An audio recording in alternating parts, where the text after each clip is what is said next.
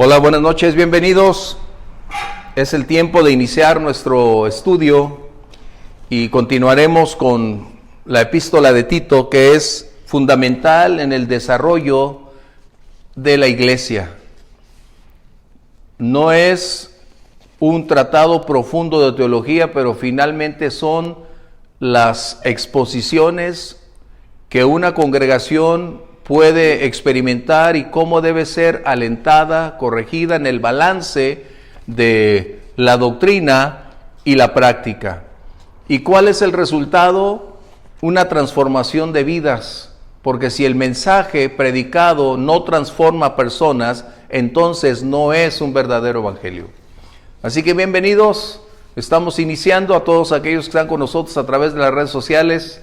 Bienvenidos, los saludamos con gusto y también a la espera de sus comentarios o aportaciones. Aquí entonces estaremos juntos tratando de responder a cada una de ellas. Así que no se detengan, por favor escriban ahí.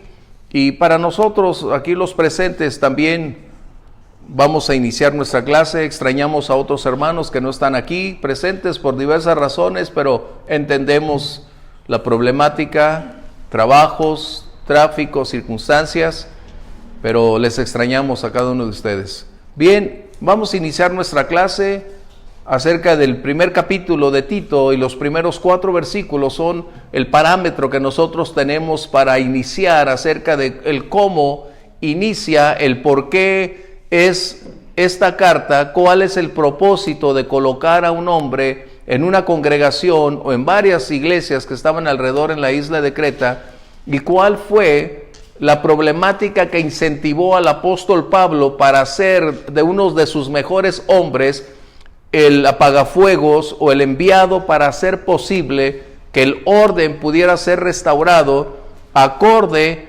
no a la oposición, no a la opinión personal, sino de acuerdo a lo establecido por la palabra de Dios. Así que vamos a iniciar nuestra reunión y por favor, alguien de ustedes dirija nuestra oración, que el Señor nos dé sabiduría, abra nuestro entendimiento y nos llene de su Espíritu Santo. ¿Alguno de ustedes, por favor? Señor, te damos gracias, Padre, por esta noche. Gracias, Señor, por la oportunidad que nos das de reunirnos, mi Dios. Te pedimos, Señor, que seas tú, Padre Santo, a través del pastor, Padre mío, dándole discernimiento y las palabras precisas, Señor, para poder entender y comprender este libro que estamos estudiando, Señor. Te pedimos, Señor, que nos dé la revelación a las personas que estamos a través de Facebook, Padre Santo, que estamos aquí presentes, mi Dios. Sí, Señor. Para que nos des el entendimiento y la comprensión de tu palabra, Padre Santo. Te pedimos, mi Dios, por las personas que no pudieron estar el día de hoy acompañándonos, mi Dios, que estés con ellos, que les des sanidad, Padre Santo, y de las personas que vienen en camino, mi Dios, cuídalos. Sí, Señor. Permíteles llegar con bien. En el nombre de tu Hijo Jesús te damos las gracias, mi Dios. Amén. Vamos a ponerles ahorita la liga a los varones para que de esa manera podamos tenerla. Gracias, porque sí, algunos van a tener que estar viéndonos y les saludamos. Bien, vamos a leer los primeros versos de Tito. Permíteme leer los primeros 2, así que acompáñame por favor en tu lectura y abre tu Biblia y no la cierres, porque va a ser nuestro manual al cual vamos a estar recurriendo, y una serie de textos para corroborar, consolidar y afirmar lo que la palabra de Dios está. Bien, dice el verso 1, Pablo, siervo de Dios y apóstol de Jesucristo, conforme a la fe de los escogidos de Dios y el conocimiento de la verdad que es, según la piedad, en la esperanza de vida eterna, la cual Dios, que no miente, prometió antes del principio de los siglos. Esto es algo que nosotros vamos a encontrar acerca del título, la misión asignada. Nosotros no elegimos el lugar, nosotros no determinamos cuándo y dónde y en qué momento. Es la soberanía de Dios la que determina hacia dónde dirigir a los suyos con el propósito de afirmar, establecer su iglesia.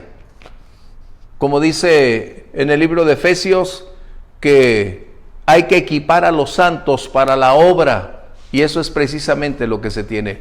Bien, esto es lo que estamos viendo, es una certificación de un comunicado oficial de el apostolado de Pablo hacia la iglesia de Creta, colocando a un hombre llamado Tito con una misión específica en relación con la función que va a desempeñar en el contexto de la iglesia.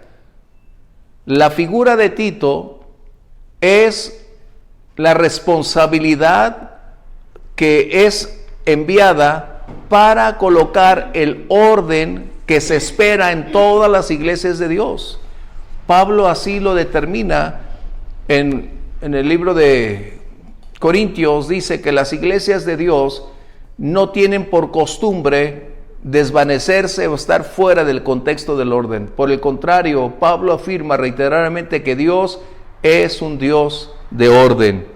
Así que el énfasis de esta carta, o al principio de estos 4 versículos, vamos a encontrar que es en relación con la posición, con el deber, la función y el llamado que Tito tiene para colocar el orden que se había estado perdiendo por la introducción de algunos maestros que eran contrarios al evangelio, que habían estado mezclando la ley con la gracia, y también algunos otros que estaban introduciendo herejías para desactivar la fe, aunado al comportamiento de los cretenses como resultado de un entorno demasiado abierto, demasiado mundano, en el cual todo les era lícito, todo se podría realizar, todo se podía hacer, y cuando estas personas se convertían, no todos llegaban a la plena libertad para desligarse de ese pasado y de esa antigua naturaleza que le condujera a buscar cada vez más la presencia de Dios. Bien, hasta aquí estamos bien. Así que entramos. La primera, el carácter del servicio. Pablo no hace uso de una autoridad que le conduzca a una imposición. Antes se presenta como aquel que fue escogido por Dios para realizar una labor específica. De tal manera entonces que Pablo es un embajador, un enviado, un agente del cielo para realizar su labor. A causa de esto entonces puede conferirle, recuerden, Pablo recibió una autoridad conferida y en esa postura él puede entonces conferir a otros para edificar, construir la iglesia. ¿Sí? ¿Comentarios? Entonces hace 2 cosas, se coloca en 2 aspectos. La primera dice que es un siervo, y a veces nosotros tenemos una gran condición de decir siervo, no, mejor hijo, y queremos colocar una posición de privilegios, pero cuando alguien sirve no utiliza la palabra hijo, se coloca como aquel que es de otro y que depende de otro para hacer su trabajo, que él es el instrumento, el medio a través del cual se va a ejecutar una obra, y él es el medio por el cual se va a concluir. Este título, recuerden, lo tenía Moisés, lo tenía Elías, David, o sea, todos aquellos que estuvieron haciendo la voluntad de Dios se nombraban siervos, porque consideraban un alto honor pertenecer al Señor y hacer de su obra su prioridad. ¿Sí? Así que vamos a encontrar esta palabra muy constantemente. De ahí es donde surge la palabra ministro, que significa siervo. Eso es precisamente lo que significa. Pero también Pablo hace otro énfasis: apóstol. ¿Por qué lo haría apóstol? ¿Por qué lo haría como apóstol? Quiere decir que el apóstol tiene la oportunidad, no, nomás quítale ponlo en silencio y listo. Perdone, estamos aquí luchando con otro celular. Así que el apóstol es precisamente aquel que en su etimología griega, que es apóstolos, significa enviado oficialmente con una misión específica. Ese apóstol representaba ser un embajador de aquel que lo había enviado. No tomaba decisiones por él, sino que actuaba acorde a lo recibido, a las órdenes previamente obtenidas, y en ese contexto, en ese mandato, lo hacía. ¿Por qué se colocaría Pablo como apóstol en este caso? ¿Tito necesitaba saber que él era un apóstol? No. Lo que requería la iglesia de Creta era reconocer que Pablo tenía la autoridad conferida por Dios para establecer, consolidar, enseñar, exhortar, edificar a la iglesia. Y cuando la iglesia entiende que ese apostolado es conferido por Dios, tiene el aval divino, tiene el respaldo divino, y entonces él puede delegar esa autoridad a quien él considera apropiado para establecer el orden que se requiere. ¿Estamos bien? ¿Comentarios? ¿Comentarios? ¿Sí? Así que Pablo se dirige en dos aspectos centrales en el verso 1. La primera, la fe de los escogidos. Y el segundo tiene que ver con el conocimiento de la fe o de la verdad. ¿Estamos bien? Sí. ¿Qué está diciendo entonces? Que estos dos tienen un resultado. Van a producir un estilo de vida característico que está en relación directa con la piedad.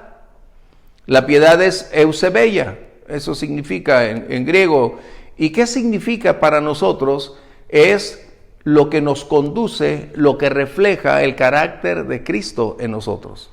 En otras palabras, cada creyente debe reflejar en su vida, en su conducta, en sus palabras, una calidad de vida distinta a la que conocía anteriormente. La nueva naturaleza que hemos recibido va a propiciar precisamente movernos en esa nueva esfera que nosotros no podemos producir, que nosotros no tenemos la capacidad de generar cambios dramáticamente establecidos. Solo lo puede hacer el Espíritu Santo en nosotros. ¿Comentarios? Así que la piedad está directamente relacionada con el carácter producido por el conocimiento de la verdad y por la fe que hemos recibido, por la fe que tenemos. ¿Comentarios?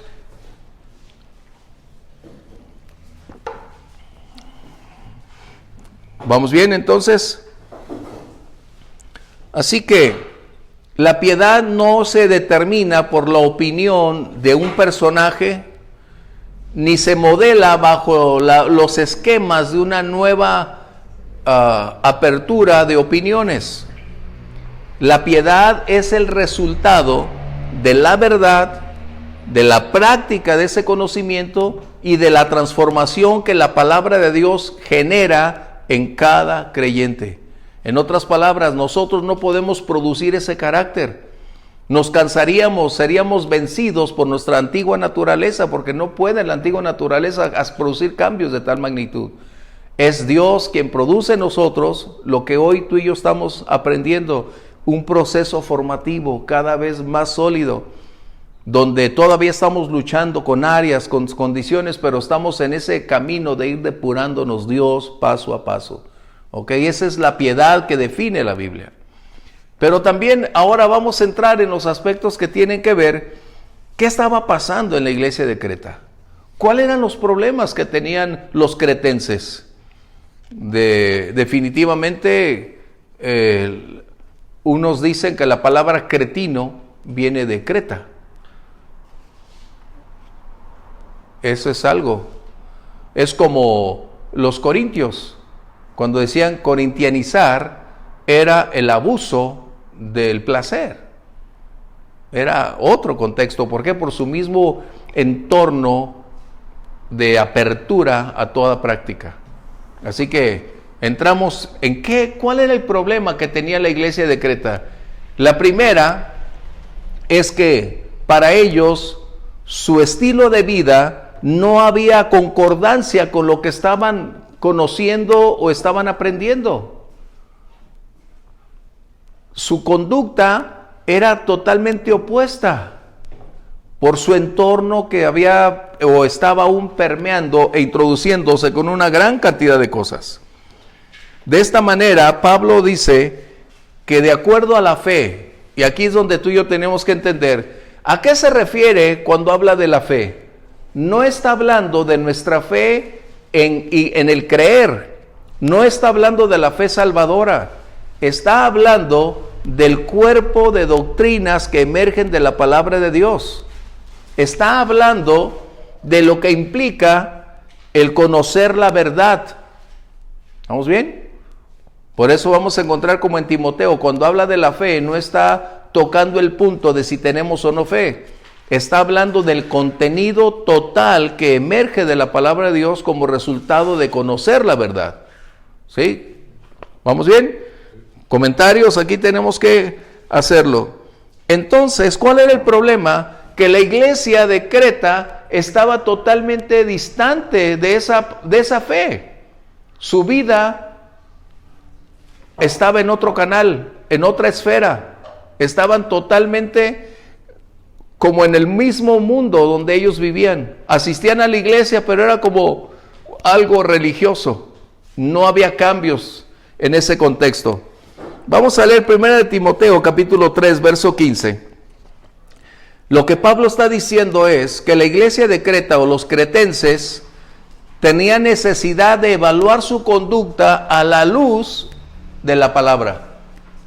Recuerden, había una gran cantidad, y eso vamos a verlo un poco más adelante en el trasfondo, acerca de la ciudad de Zeus, que era Creta. ¿De quién fue Zeus y qué había hecho Zeus? De tal manera entonces que esto había generado una gran cantidad de fábulas mitológicas donde ellos giraban. Por un lado estaban las fábulas, por otro lado su libertinaje en todos los aspectos, y por otro lado la cultura, el arte, la música, todo estaba englobado. Así que para ellos ese mundo era tan amplio que su cuerpo era solo el medio de hacer el mal. Lo que importaba para ellos era el alma en cierto momento, pero su cuerpo podían hacer con él lo que quisieran. El problema de entonces de la iglesia de Creta resulta en que su vida debería normarse, evaluarse por la palabra. Ellos estaban ahora sí que en un caos. Decían, camino con el Señor, pero sus vidas eran diametralmente opuestos a lo que ellos pretendían creer. No había una correlación entre creer y práctica. Ellos se evaluaban a sí mismos como en sus antiguos parámetros, mas no por el parámetro de la palabra. Así que esa es la razón por la cual Pablo envía a Tito, para corregir los aspectos que requerían una inmediata acción. Por eso mencioné que Tito en diferentes ocasiones fue llamado a diversos tiempos e iglesias como un apagafuegos, como un hombre de respuesta. Es como para aquellos que les gusta el béisbol. Cuando un pitcher ya está cansado y le empiezan a dar duro con el bat y empieza a colocar en riesgo el juego, tienen que traer a un pitcher con una gran capacidad de respuesta para tratar de superar, de solventar y ganar. Eso era prácticamente lo que fue Tito. El carácter de Tito era distinto al de Timoteo. Por eso es que Pablo estaba menos preocupado por Tito, porque sabía que el carácter de este hombre había desarrollado tal capacidad que era confiable, valga el lugar donde fuera. Él era un hombre con toda esa capacidad para mantenerse firme y llegar adelante. Por eso vamos a encontrar que aún la carta de Tito es más corta. Claro, hay aspectos que tenían que ver con otros detalles dentro de la iglesia, pero en el contexto general encontramos a Tito que tiene que llegar a la isla de Creta para establecer que el único parámetro para evaluar la vida y hacer que esas vidas caminen en sentido correcto, en armonía con la voluntad de Dios, es la verdad, la palabra, ¿sí? Definitivamente tenía que haber tenido un carácter muy fuerte para haberse parado de frente al pueblo en la isla con todas las condiciones que tenían, de la manera en la que vivían. Acuérdense que hay personajes en la Biblia y también personajes que en la historia nos recuerda. Pablo también tenía un carácter tremendo. Él mismo escribe, dice, todo el mundo piensa que soy chaparrito, pero lo que tengo de chaparro, lo tengo de fortaleza de carácter. Eso Pablo mencionaba. Se enfrentó a Pedro, se enfrentó al concilio de Jerusalén. Él tenía un carácter. Así que sus discípulos o sus protegidos deberían haber aprendido al respecto. Pero aquí está el balance. El carácter firme y sólido no implica no tener una gran medida de amor. Hay un balance. Por eso se decía que Pablo era como un hombre de fierro o de hierro envuelto en un guante de terciopelo. Ese es el punto. Y es como debe ser alguien que Dios llama. ¡Qué increíble! Pablo era el más rudo, se puede decir, en su carácter, pero es el que escribe más acerca del amor que ningún otro. ¿Por qué? Porque debería mantener ese balance. Ahora, si vemos al Señor Jesús, el Señor no era solo una pieza de pan, no era un dulce. El Señor Jesús tenía un carácter para definir dónde era importante colocar el carácter y dónde colocar esa base del amor. Tan es así que expulsó a los mercaderes del templo. Y a todos fariseos. Ya se ponía a pelear. Exactamente, sepulcros blanqueados, ¿no les dijo? Díganle a esa zorra, hablando de Herodes, díganle a esa zorra, o sea, el Señor Jesús tenía un carácter tremendo, ¿no? Pero él el balance. Por ejemplo, se dice de Abraham Lincoln también que él era un hombre de esas características, con un temple enorme, pero también por el otro lado, con una gran habilidad para compaginar entre esa fuerza de carácter y el amor que lo hizo muy popular, ¿sí? Así que Tito llega a Creta y se encuentra con lo que ya de anticipadamente ya sabían que iba a ocurrir, pero no es lo mismo saber qué te va a pasar a estar frente de todas las cosas. No es lo mismo, pero él era el hombre recio, el hombre de apagafuegos, como yo lo coloco. Y qué grato es cuando puedes contar con alguien así, ¿no es cierto? Cuando puedes tener a alguien tan confiable que sabes que no va a echar a perder las cosas, que puedes descansar y saber que pase lo que pase, él va a arreglar ese problema. Qué grato tener a alguien así, en cualquier área, en la iglesia, en una empresa, en cualquier lugar. Tener una persona de esa magnitud es valiosísima. Alguien que sepa cómo tratar con los problemas, cómo no revolverte los problemas ni regresarte los problemas, sino regresar y decir, hecho está, se acabó el conflicto. ¿Vamos bien? 1 Timoteo 3:15, por favor. Para que si tardo sepas cómo debes conducirte en la casa de Dios, que es la iglesia del Dios viviente, columna y baluarte de la verdad. Pablo le había escrito a Timoteo previamente. Recuerden que esta carta de Tito es prácticamente muy similar en la fecha cuando se escribe la primera de Timoteo. Y probablemente esa problemática, aunque en distintos lugares, también Éfeso, donde estaba Timoteo, tenía una gran cantidad de conflictos similares por la conducta de las personas. Pero Pablo le dice, para que sepas cómo conducirte. En otras palabras, a la iglesia se le ha conferido como depositaria de la verdad. Y la isla de Creta estaba perdida. En otras palabras, no ejercía la función de ser la depositaria de la verdad. No cumplía con la expectativa. Aunada a una escasez de un liderazgo sólido, establecido, comprometido, esto es lo que estamos viendo. ¿Sí? ¿Comentarios? ¿Hasta aquí vamos bien? Hay algo que tenemos que colocar entonces aquí. Nosotros dice, conforme a la fe de los escogidos de Dios. Aquí Pablo no está enseñando, hablando ni tocando el tema de la predestinación. Pablo no está hablando al respecto. Pablo está colocando el hecho de aquellos que un buen día escucharon el Evangelio y determinaron creer y aceptar a Jesús. En otras palabras, en la soberanía divina coexiste la voluntad de Dios y la voluntad del ser humano.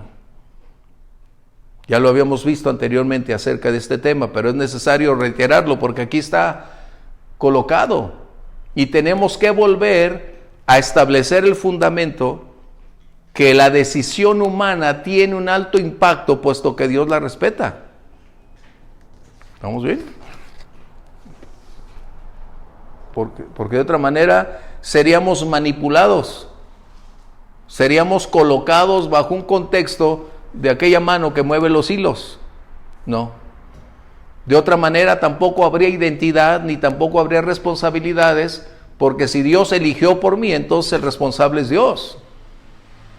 Si Dios me coloca en un lugar, aunque yo no quiera, y Él me forza a hacerlo, entonces no soy responsable de mis acciones, porque quien me colocó, quien me llevó fue Él.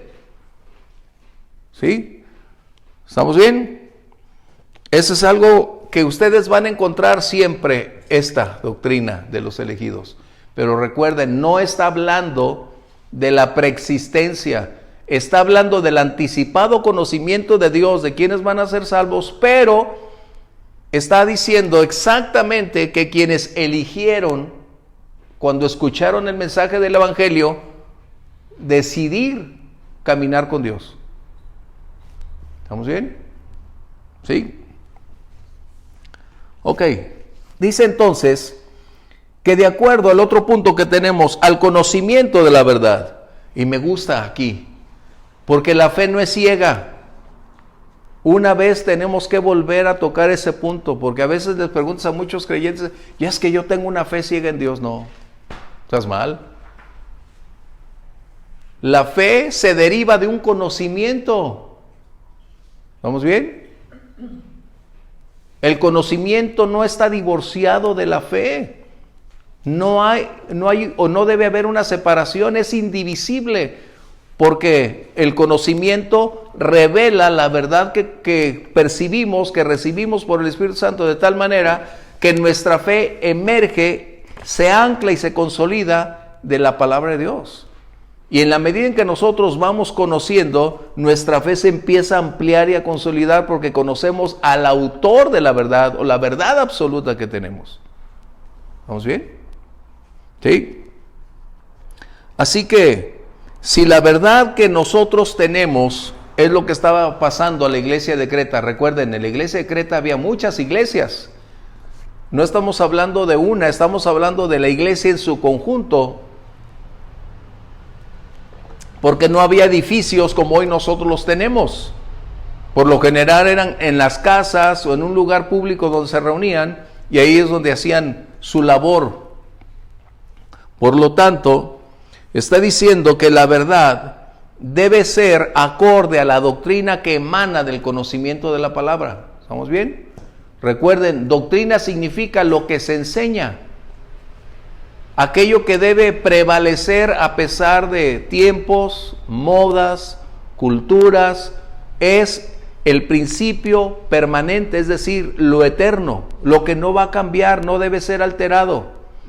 Por eso el Evangelio es el mismo que predicó el Señor Jesús, al que tú y yo hoy tenemos. Es el mismo, no ha cambiado, excepto la fecha donde estamos. Pero la palabra debe ser la misma.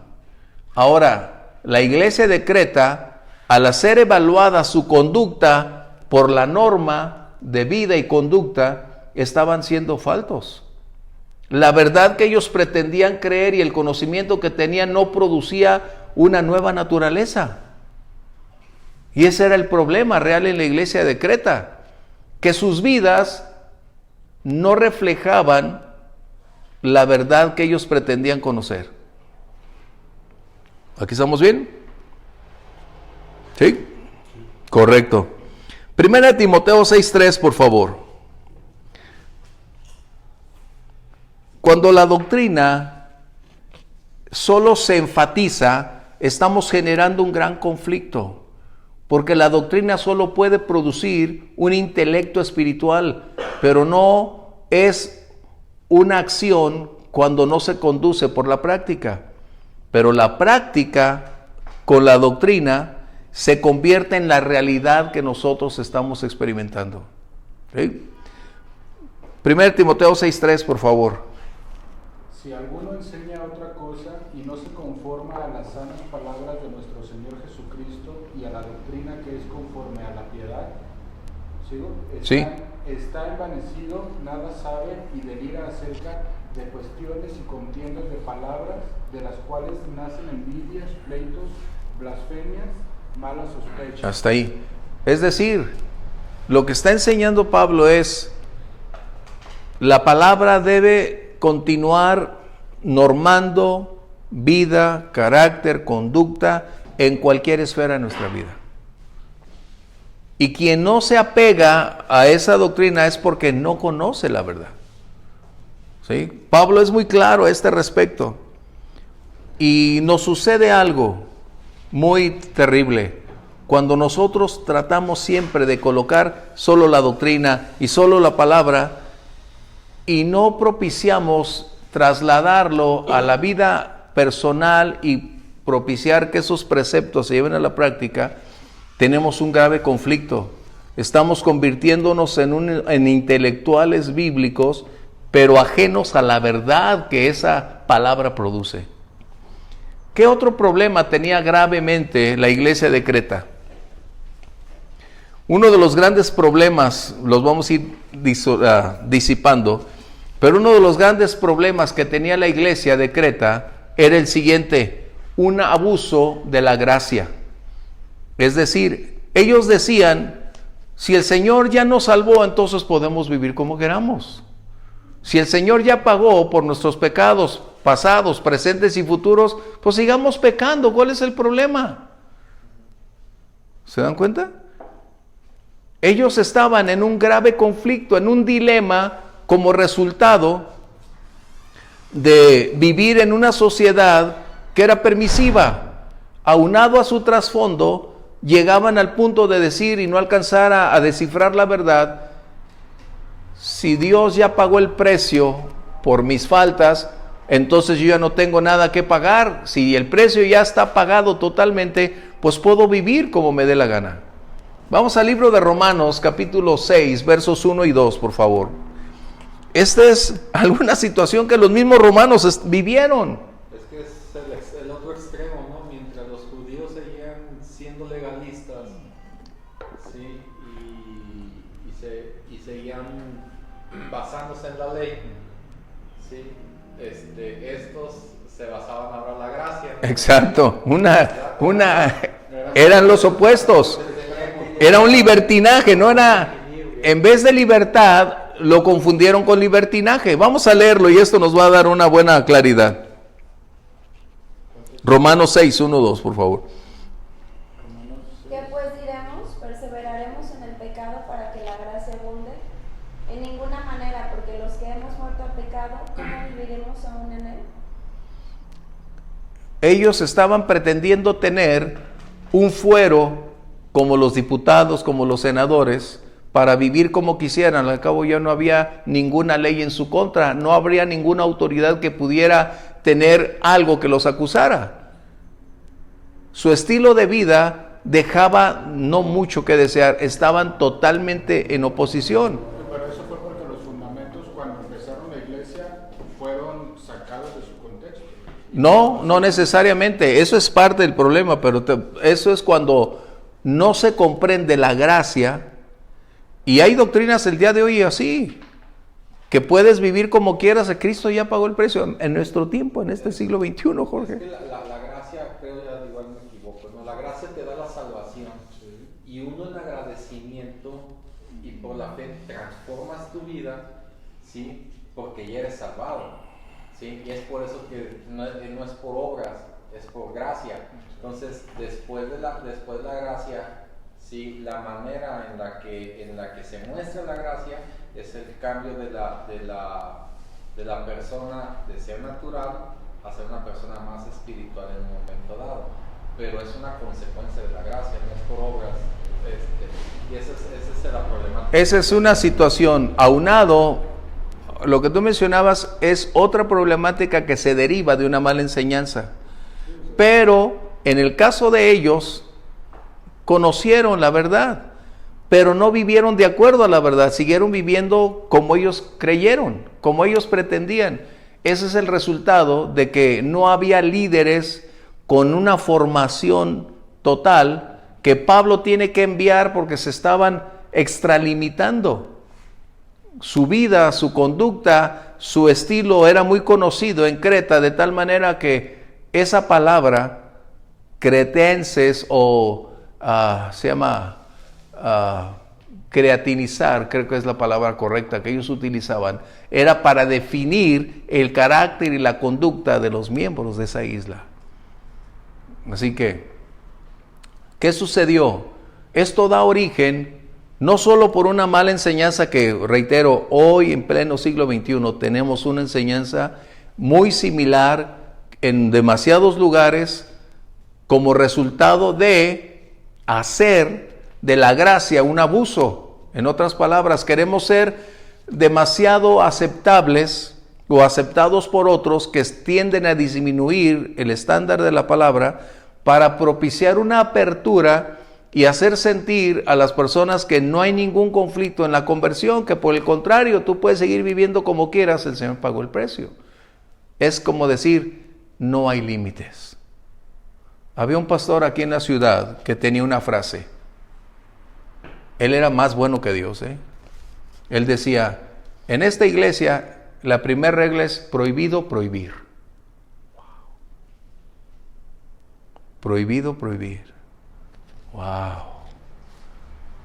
Yo lo conozco, obviamente. Y dices, ¿es tu opinión o eso dice la Biblia? ¿Quién te puso como pastor? ¿Quién te enseñó? ¿Te das cuenta? Ahí es donde en parte de lo que dices, Jorge, emerge. Pero cuando tú conoces la verdad y te desvías, ese es otro aspecto, que es lo que estaba pasando con ellos. Pero ellos sí conocieron la verdad. Ellos conocieron la verdad, pero decidieron no vivir acorde. Exacto. O sea, La manejaron, un pie aquí, un pie acá. Así que la sacaron de contexto para poder seguir viviendo el ritmo de vida que tenían y la manera en la que ellos vivían. Ellos no confundieron, ellos simplemente dijeron, el hecho que ellos era preservar su estilo de vida, tomando una enseñanza que ellos mismos solo la colocaron como pretexto. Si el precio ya ha estado pagado, nada tengo que hacer más. Ese es el punto, ¿no?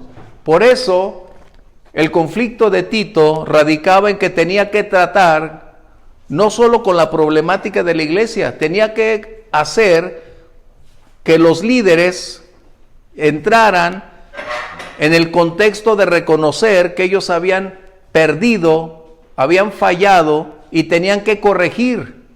De tal manera entonces, aquí sí de Tito tendría que prevalecer porque era necesario enfrentar, consolidar y las controversias se tenían que disipar. No es lo mismo un argumento a una controversia. En la Biblia una controversia tienes que enfrentarla porque de otra manera no puedes proseguir. Un argumento lo puedes evadir porque no es importante, pero una controversia es como si dices, el Señor Jesús no nació de la Virgen María. ¿Cómo?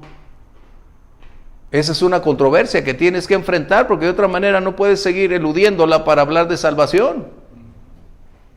Y eso es lo que estaba haciendo Tito, tenía que colocar la verdad por encima de opiniones, por encima de argumentos para establecer que los líderes necesitaban ser colocados bajo la norma de la palabra de Dios. Que más adelante vamos a ver el carácter de los mismos hombres de ahí. ¿Estamos bien?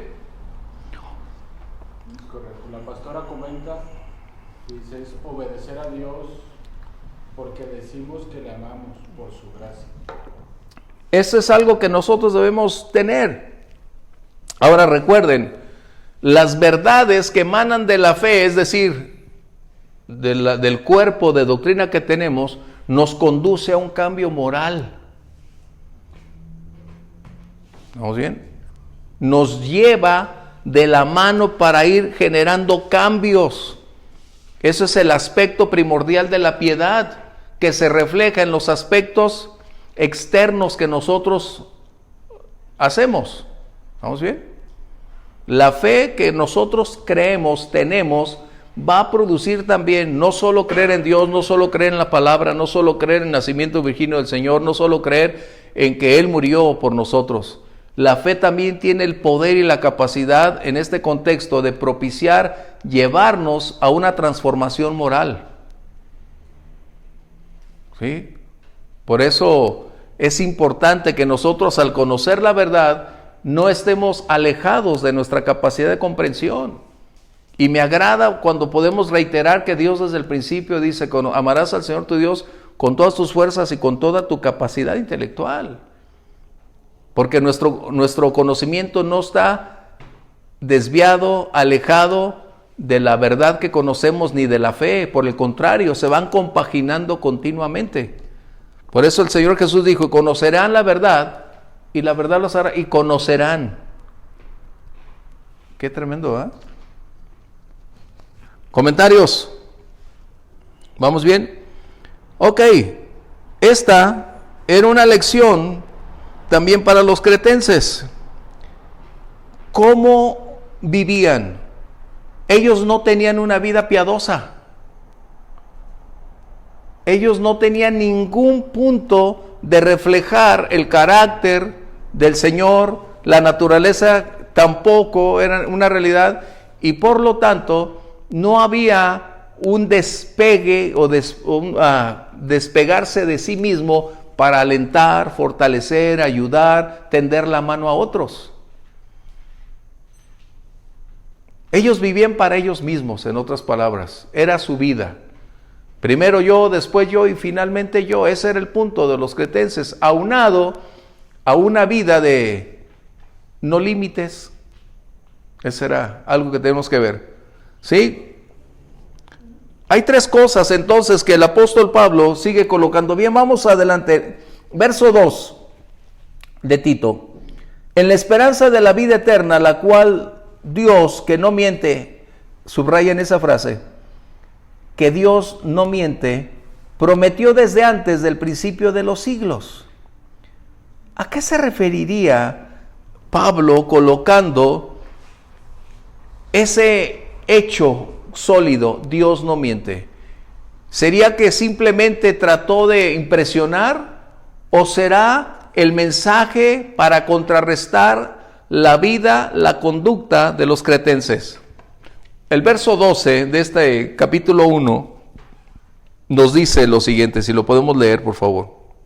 Uno de ellos, su propio profeta, dijo: los cretenses siempre mentirosos, malas bestias, glotones, ociosos. Wow. Una característica de los cretenses era que la mentira culturalmente era aceptable. Ellos vivían en el engaño y vivían engañando a otros.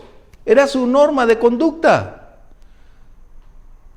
Para ellos la mentira representaba el aspecto cotidiano. Era su forma de comunicar, de evadir la realidad. La mentira era su bandera cada día. Aunado a glotones, aunado a la ociosidad, fíjense bien los aspectos en los que vivían la iglesia. Cuando Pablo escribe esto, no está diciendo nada más por los no creyentes, escuchen, está hablando de los que están dentro de la iglesia, que era igual que la otra población. Él les está diciendo: ustedes viven de igual manera antes de conocer la verdad, que cuando conocieron la verdad siguen viviendo de igual manera. ¿Sí? ¿Estamos bien? ¿Comentarios? Así que ese era otro problema que tenía la iglesia de Creta. La mentira fue su estilo de vida. Así de fácil. Cuando la Biblia nos enseña, o la palabra de Dios nos enseña, que debemos aprender a vivir en la verdad, decir la verdad, compartir la verdad, y aunque es a veces doloroso y crítico, necesitamos aprender el principio de caminar en integridad. Qué tremenda posición le encomendaron al apagafuegos. Tener que empezar no de ceros, de menos cero. Porque cuando tú llegas e inicias una obra, inicias de ceros y vas hacia adelante, subiendo poco a poco, pero cuando se encuentran con estos detalles que alguien ya conocía, estás en menos cero. Ellos estaban reprobados. Estaban abajo de menos cero. ¿A cuánto de menos cero? No sé. Pero estaban a menos cero. Entonces tenía que remontarse esta condición. Ahora recuerden, el gran problema es que habría que hacer cambios en el estilo de vida, en su conducta, en su vocabulario. En otras palabras, la mentira debería desaparecer de su cultura. Pero ellos estaban encaminados en este contexto. Bien, ¿por qué? Por eso Pablo, vamos al libro de Romanos, capítulo 3, verso 4. Y si alguien tiene Hebreos 6:18, por favor. Para colocar precisamente, aquí es donde voy a hacer algo de énfasis. De acuerdo a las fábulas que tenían en Creta, Zeus, que había sido el prototipo de buenas obras, de hacer algo a favor de otros, fue el más grande mentiroso.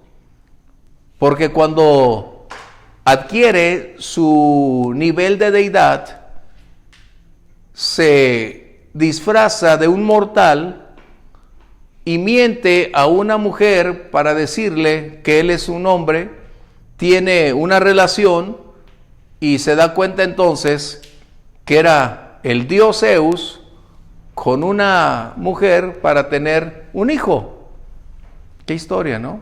Pero eso es precisamente lo que estaba viviendo las fantasías, la mitología griega. Esa mentira, por eso para ellos era tan normal la mentira, porque eran sus modelos. Y Pablo entonces necesita, ahora sí, teológicamente, colocar la verdad y colocar quién tiene la verdad y cómo es que la verdad debe prevalecer. Por eso esto es importante. Romanos, por favor. De ninguna manera, antes bien sea Dios veraz y todo hombre mentiroso, como está escrito, para que seas justificado en tus palabras y venzas cuando fueres. Sea Dios veraz. En otra traducción dice, sea Dios verdadero y todo hombre mentiroso. En otras palabras, está colocando que hay un principio inamovible, que Dios no es como nosotros. Él tiene un atributo que jamás va a ser alterado bajo ningún contexto. Y donde la iglesia de Creta requería entrar en la veracidad de quién es Dios, y si somos hijos de Dios tenemos que reflejar su carácter, su conducta. ¿Sí? Vamos al libro de Hebreos, por favor. 6:18. ¿Sí? Para que por dos cosas inmutables, en las cuales es imposible que Dios mienta. Hasta ahí, perdón. Por dos cosas es imposible, fíjense bien, es imposible que Dios mienta. Sí, adelante. Tengamos un fortísimo consuelo los que hemos acudido para asirnos de la esperanza puesta delante de nosotros. Es decir, el carácter de Dios es consistente con sus obras, con sus hechos. Y el contraste con los creyentes en Creta era lo opuesto. No había una armonía. Por el contrario, es como decir, conozco la Biblia, pero no vivo de acuerdo a lo que leo. Por eso es que ahora vamos a entender por qué Pablo está colocando esta frase aquí que dice, Dios que no miente. Y también la otra palabra, prometer. Los cretenses prometían tanto que ya se creían sus propias mentiras y nunca la cumplían. O sea, ahora estamos entendiendo cuál era el conflicto en la iglesia de Creta. Mentirosos, como dijera un amigo que tengo en Obregón, a más no poder. Así decía, mentirosos a más no poder. Ese era su estilo de vida. Pero ¿qué estamos leyendo aquí? Que hay tres cosas en las que Dios colocó la verdad de su naturaleza, de sus atributos. La primera es que Él prometió antes de los tiempos la salvación. Es decir, no fue como resultado de la caída de Adán en el jardín. Dios conoce anticipadamente todo. Él vive en el presente permanente. Él está en el tiempo presente. El pasado lo conoce, estuvo en Él. El futuro lo conoce porque Él vive en el futuro. Él es el presente, Él es el tiempo. El tiempo vive en Él, corrigiendo, el tiempo vive en Él. La eternidad vive en Él. O sea, Él es quien hace la eternidad, ahora sí, la eternidad. Por lo tanto, para Dios no fue el plan B o fue algo inesperado donde tuvo que cambiar el contexto para proveer salvación, no. Estamos entendiendo que previamente Dios lo había colocado antes del inicio de los tiempos porque sabía que un buen día la libertad de elección sería puesta a prueba y la tentación sería mucha, de tal manera que cedieron Adán y Eva a esa tentación y cambió su destino. ¿Sí? ¿Hasta aquí vamos correcto? Así que por lo tanto, había tres cosas. La primera, Dios lo había prometido antes de los tiempos. Después Pablo está diciendo que esa salvación iba a ser manifestada por la predicación. Ahora, es decir, es el mensaje que se predica. El mensaje es el contenido de lo que Dios previamente había establecido que sería revelado, compartido.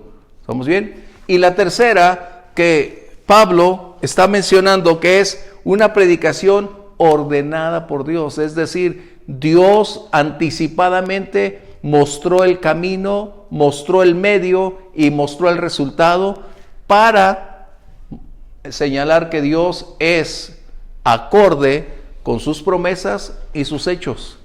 Dios no falta a sus promesas, lo que estamos viendo aquí. ¿Sí? Recuerden, Dios no miente y Dios cumple sus promesas. ¿Sí? Cosa que la iglesia de Creta nunca. ¿Cuándo me vas a pagar? Mañana. Y llegaba mañana y ¿cuándo? Mañana. Antes no, bueno, no sé si tenían aquella leyenda que yo desde niño me impactaba y me impresionaba. Cuando me enviaban a las tortillas o me enviaban a la carnicería o me enviaban a algún lugar a comprar pan o algo, decía una leyenda, hoy no se fía, mañana sí. Yo no sé si ustedes vieron esos anuncios, pero yo cuando lo veía, hoy no se fía, mañana, mañana hay chance. Y llegabas otro día mañana y era una sucesión de días, ¿no? Eso es lo que hacía la iglesia en Creta, o los cretenses. ¿Estamos bien? Hoy no se fía, mañana sí. Y resulta que no había respuesta. Así es, ¿cuándo me vas a pagar? Mañana. ¿No? Y resulta que ese mañana no llega. Comentarios, aportaciones. Recuerden, estamos entrando en la introducción, es decir, en la salutación y en el contexto de lo que estamos entrando. ¿Sí? Esto significa entonces que Dios va a cumplir sus promesas. Verso 3 de este capítulo. Dice, y a su debido tiempo manifestó su palabra por medio de la predicación que me fue encomendada por mandato de Dios nuestro Salvador. El plan de Dios. Vamos a leer 2 Timoteo 1:9, por favor, para entrar en eso. 2 Timoteo 1:9. A quien nos salvó y llamó con llamamiento santo, no conforme a nuestras obras, sino según el propósito suyo y la gracia que nos fue dada en Cristo Jesús antes de los tiempos de los siglos.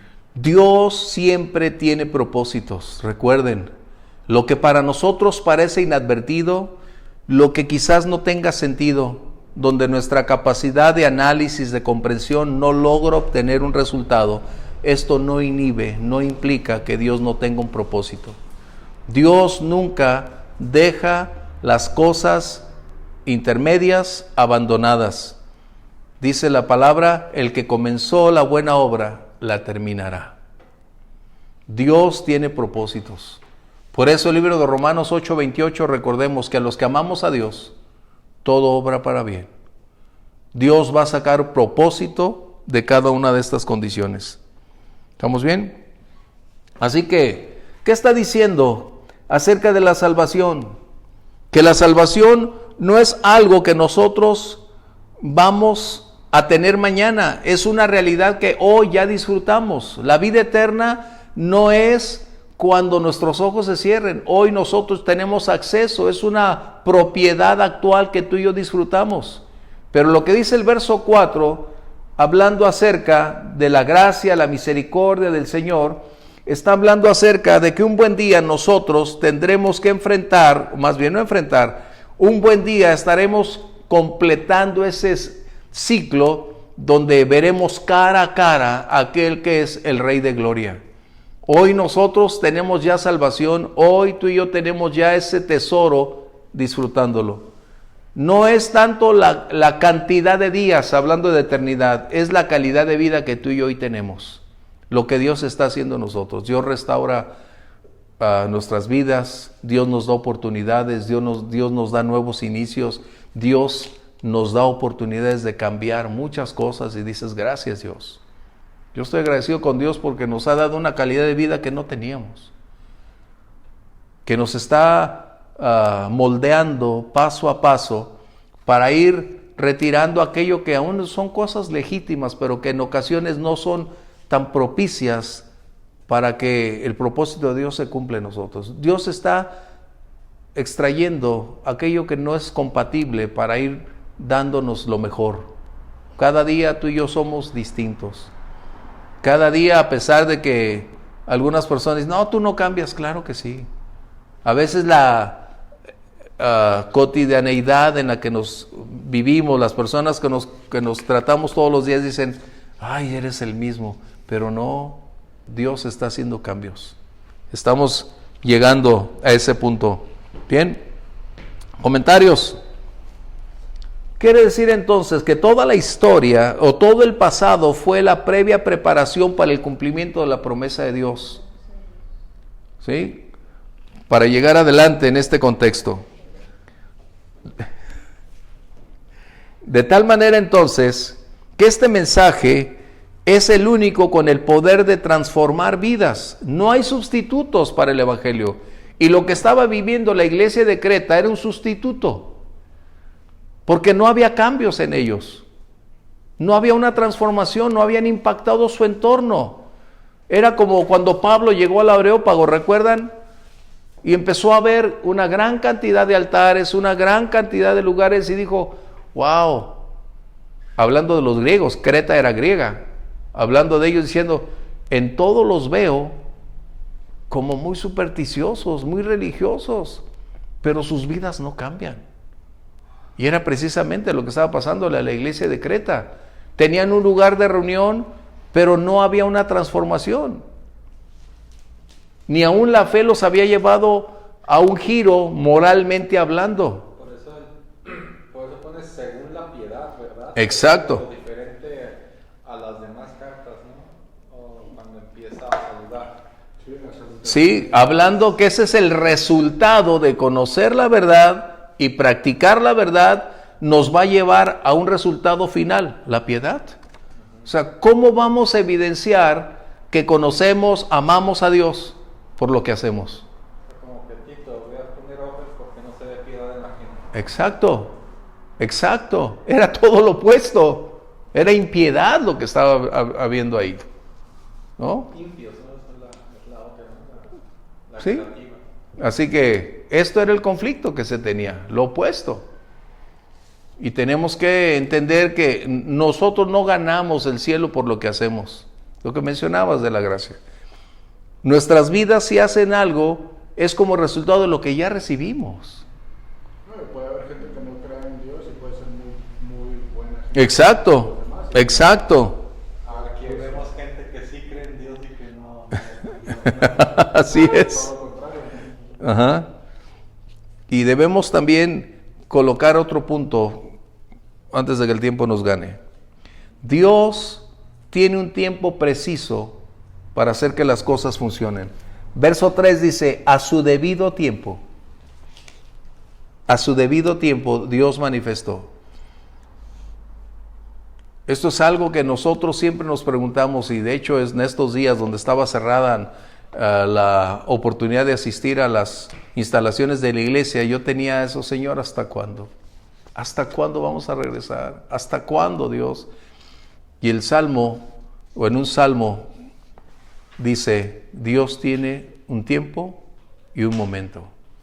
Y una vez más, vemos que Dios no hace las cosas porque las circunstancias se aglomeran, porque perdemos el control, porque estamos nosotros en crisis. Dios tiene un tiempo específico. Y debemos estar tan agradecidos porque en ese tiempo, que para nosotros a veces ya se tardó, que a veces ya está fuera de calendario, pero Dios tiene un tiempo para hacer que las cosas funcionen. Esto es algo que tenemos que reconocer. Eso se llama soberanía divina.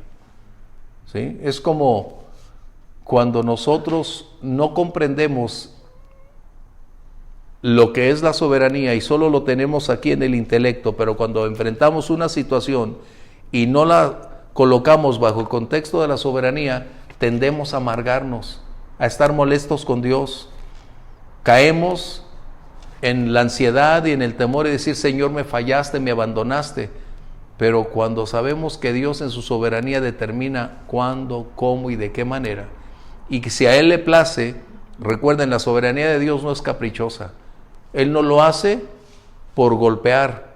Él tiene propósitos específicos para hacerlo. Cuando conoces a Dios y sabes que Él es santo, que Él es fiel, que Él es bueno, entonces en su soberanía las cosas que a ti y a mí nos acontecen no están fuera de su conocimiento, pero Dios tiene un tiempo para hacer que las cosas funcionen. ¿Sí? ¿Comentarios? Así que la salvación es ya una realidad y una propiedad que tú y yo ya tenemos. Pero ¿cuándo va a ser efectiva? El día que estemos allá. Hoy ya la tenemos, ¿no?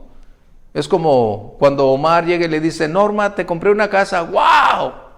Y Norma saltando, brincando, gracias, qué excelente. Vámonos, no, espérame, ya hice todos los arreglos, me la entregan en un mes. ¿Cómo? Bueno, ya la tienes, ya es tuya. Pero físicamente será hasta el momento en que entres y la tengas. La salvación nosotros ya la tenemos, ya la disfrutamos hoy. Pero el día llegará cuando estemos allá y ese día se complementará cuando hablamos de esperanza. La esperanza habla de un hecho futuro. ¿Sí? ¿Estamos bien? Así que la salvación ya es una propiedad que tenemos. Pero se complementará o se consolidará, se logrará en su totalidad cuando estemos allá. Pero tú y yo ya somos parte de eso. Nuestro nombre está escrito en el libro de la vida. ¿Sí? ¿Comentarios? ¿Hasta aquí vamos bien? Bien, verso 4. De Tito no tenemos mucha información, pero estamos conscientes que debido a las diferentes citas que en el Nuevo Testamento tenemos, hay algo que les va a sorprender. En el libro de los Hechos no se menciona el viaje de Pablo a Creta. No se menciona este pasaje. Eso significa entonces que hay algunas cosas que no están totalmente registradas, pero que eso no implica que no ocurrieron como lo estamos viendo aquí. ¿Estamos bien? ¿Por qué? Porque a veces, pero no está en el libro de los Hechos, sí, pero no es la totalidad del libro de los Hechos. Esa es una parte de la historia de la iglesia. ¿Estamos bien? De Roma ya estaba, ¿no? Antes de que llegaran. Es que el punto es que el evangelio se esparció y no saben hasta dónde se hicieron iglesias, hasta que llegaron otros y corroboraron. Porque ¿qué sucedió en Pentecostés? Vamos a Hechos 1:8, 1:7 y nos vamos a dar cuenta que estaban reunidos de diversidad de lugares, aún árabes, estaban ahí reunidos, judíos árabes, o sea, judíos que vivían en Arabia, si tú quieres decirlo de esa manera, en los países árabes. Y cuando escucharon el mensaje del Evangelio, los que regresaron compartieron esa fe, pero algunos otros no tenían mucha relación. ¿Qué sucedió? La mayoría de las iglesias que Pablo fundó precisamente estaban en los países árabes. Turquía, por ejemplo. Turquía era el país donde más iglesias Pablo fundó. Pero ¿qué aconteció? Debido a la ausencia de un compromiso con la verdad que estamos tratando, a un alejamiento de los principios, se desvanecieron las iglesias. Y hoy no hay más que vestigios. Y lo que hoy impera en Turquía son los musulmanes. O eso es lo que sucede. ¿Sí? Comentarios. Bien, Tito, ¿qué está diciendo entonces? Al no tener tanta información, como por ejemplo de Timoteo sabemos quién era su abuela, quién era su mamá. De Tito no tenemos antecedentes, solo las referencias en que fue compañero de Pablo en el viaje misionero, que soportaron conflictos, adversidades. Pero nos dice también que Tito prácticamente fue quien se convirtió en la predicación de Pablo, por eso le llama su hijo en la fe. ¿No? Qué grato cuando nosotros podemos compartir el Evangelio a otros y pueden alcanzar la salvación. Qué importante. Pero dice Pablo entonces, hablando de las tres palabras, gracia, misericordia y paz. Él está hablando de algo que a ti y a mí, como a Tito, ya nos pertenece. La gracia que nos ha salvado. La misericordia que hace posible que cada día tú y yo caminemos, tengamos oportunidades, bendiciones y sobre todo la paz de Dios. Ahora recuerden, la paz no significa ausencia de conflictos. Paz en el hebreo es shalom, que significa el bienestar en su totalidad procede de Dios. Por eso los judíos se saludan shalom, shalom. No solo quiere decir paz de Dios, quiere decir tu bienestar, el bienestar de tu vida procede de Dios. ¿Sí? Así que nosotros hoy podemos decir con toda certeza cómo el Evangelio ha desarrollado en nuestras vidas una libertad total a través de la predicación del Evangelio. ¿Sí? Comentarios para concluir. Bueno, vamos concluyendo entonces. Pablo estaba preocupado porque la iglesia en Creta estaba viviendo no solo un desorden en cuanto a las cuestiones de la norma de la palabra de Dios. No existía un maestro, un pastor que enseñara, corrigiera, instruyera y proveyera el alimento para corregir, para propiciar que los creyentes cambiaran como resultado de conocer la verdad. Así que el corazón de Pablo siempre estuvo dolido por aquellos que conocieron el Evangelio y se desviaron, donde maestros que no conocían la verdad y solo aprovechaban la ocasión, trastornaban la enseñanza, y esto generó mayor dolor, mayor conflicto y confusión. Y Pablo, como apóstol, el propósito de los apóstoles, recuerden, en aquellos días, eran los enviados con una misión específica para instruir, para edificar iglesias, para corregir. Ellos conocían por el Espíritu Santo la verdad y colocaron la doctrina que hoy nosotros tenemos. Por eso del Evangelio de Juan, capítulo 14, 15 y 16, el Señor Jesús dice, y cuando venga el Espíritu Santo, les guiará a la verdad, les revelará la verdad. Era una revelación progresiva que hoy ya no tenemos apóstoles de esa clase. Ya no tiene nada que aportar porque la Biblia ya está completa. Así que el corazón de Pablo estaba ligado a las ovejas, a la obra y propiciar que la iglesia fuera siempre aquella a quien se le encomendó la verdad y debería preservar la verdad, practicar la verdad y comunicar la verdad. Eso es lo que a ti y a mí también nos compete hoy. Practicar la verdad, preservar la verdad y predicar la verdad. Eso es lo que tenemos que hacer. Y qué bueno que tenemos la oportunidad de adentrarnos un poquito.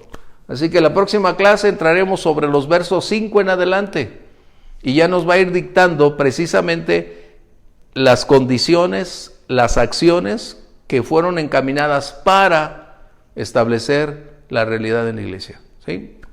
Bueno, vamos, si no hay preguntas, comentarios. Bien, vamos a concluir, vamos a dar gracias. Padre, te agradecemos la oportunidad de entrar una vez más en estas cartas que son vitales para el desarrollo de la iglesia, para conocer exactamente lo que tienes reservado, cómo deben ser los líderes, cuál es la función, cuál debe ser su carácter y sobre todo, cuál es la enseñanza que debe prevalecer.